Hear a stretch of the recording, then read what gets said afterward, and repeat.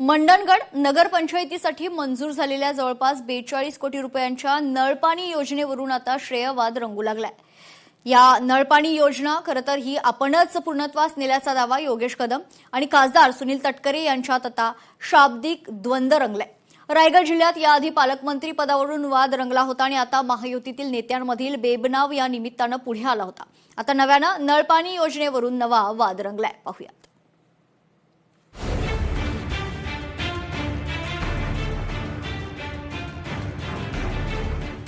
मंडणगडच्या नळपाणी योजनेवरून श्रेयवादाची लढाई। योगेश कदम आणि सुनील तटकरे यांच्यात शाब्दिक वाद। मंडणगडच्या नळपाणी योजनेवरून राजकीय संघर्ष तीव्र।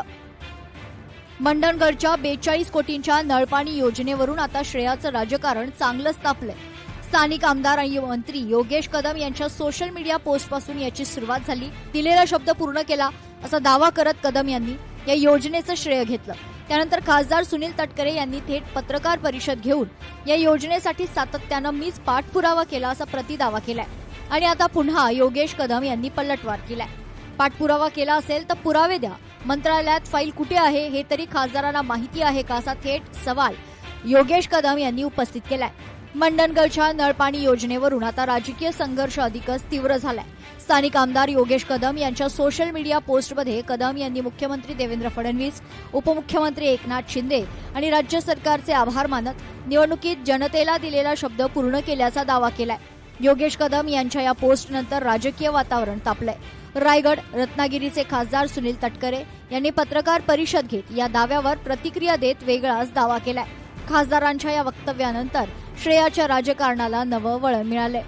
अगदी डीपीआर म्हणजे अंदाजपत्रक तयार करण्यापासून तांत्रिक मान्यता मिळेपर्यंत, जलसंपदा विभागाची नार्क दाखला मिळेपर्यंत, जागा प्राप्त करण्यासाठी सतत मला ज्या ठिकाणी प्रयत्न करायला लागले त्यावेळेला मी केले आणि अमृत 2 अंतर्गत जी भारत सरकारच्या मार्फत ही योजना राबवली जाते, भारत सरकारचा हिस्सा आणि राज्य सरकारचा आहे, त्याच्यामध्ये आज आम्ही त्याच्यामध्ये मान्यता मिळवलेली आहे। त्यामुळे इतर कोणी काय श्रेय घेत असेल तर माझा त्याच्यावरती आक्षेप नाही, जनतेला माहिती आहे। खासदारांच्या या दाव्यानंतर योगेश कदम यांनीही जोरदार पलटवार केलाय। कदम म्हणालेत की खासदारांनी पाठपुरावा केला असेल तो नेमका कधी आणि कसा केला याची माहिती जनतेसमोर ठेवावी।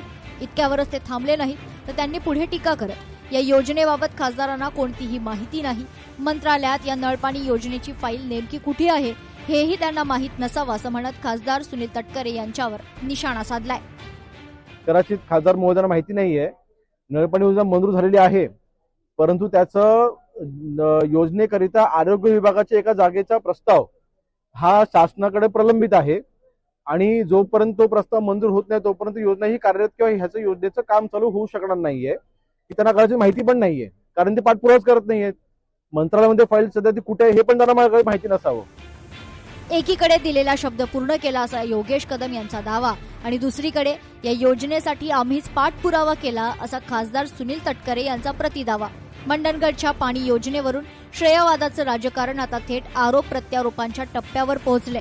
या राजकीय संघर्षाचा पुढचा अंक काय असेल हे पाहणं आता महत्त्वाचं ठरणार आहे। आता या योजनेमध्ये दावे प्रतिदावे, आरोप प्रत्यारोप आणि प्रतिआरोपांना सुरुवात झालेली आहे। मंडणगड वासियांसाठी महत्त्वाची असणाऱ्या या नळपाणी योजनेतून नळातून पाणी येण्याआधीच श्रेयवाद ओसांडून वाहून चालल्याचं आपल्याला पाहायला मिळत आहे। नक्की यामध्ये श्रेय कोणाचं असा सवाल आता मंडणगडवासीय विचारू लागले आहेत। लोकशाही मराठीसाठी सागर कदम, मंडणगड, रत्नागिरी। लोकशाही मराठी ऐका, पहा, जागरूक रहा।